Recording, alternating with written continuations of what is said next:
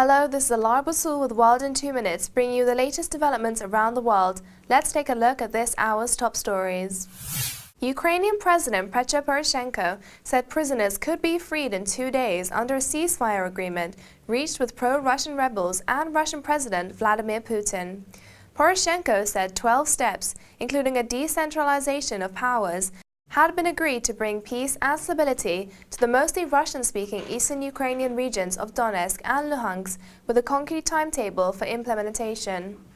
Poroshenko, speaking English, told reporters on the sidelines of a NATO summit in Wales that they are expecting, in the very near future, the release of hostages. The White House sent U.S. Congress a request for $30 million to pay for the Center for Disease Control and Prevention efforts to help contain the Ebola outbreak in Western Africa.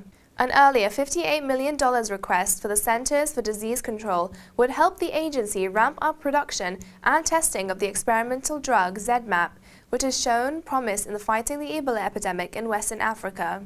It would also help keep the development and manufacturing of 2 Ebola vaccines on track.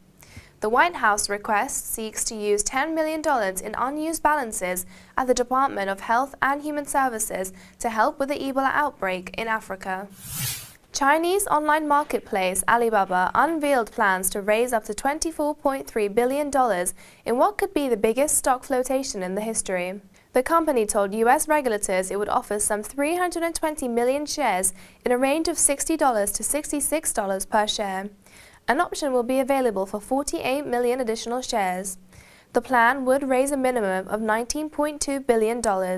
According to research firm Dealogic, the maximum amount based on the range and the option would be $24.3 billion, which would break the record of $22.1 billion by China's Ag Bank in 2010. No date was set for the market debut, but some reports have said the company would begin presentations to investors next week and the stock would trade around September 18th or 19th. A U.S. State Department spokeswoman said a charter airplane carrying military contractors, including Americans, took off from Iran hours after its pilots were ordered to land because the flight plan was out of date. The charter plane en route to the United Arab Emirates was told by Iran that it needed to return to Afghanistan. It landed in Bandar Abbas in southern Iran, near the Persian Gulf, due to low fuel. And that brings us to the end of World in 2 Minutes. You can always log on to trtworld.com for the latest. Until we meet again, goodbye.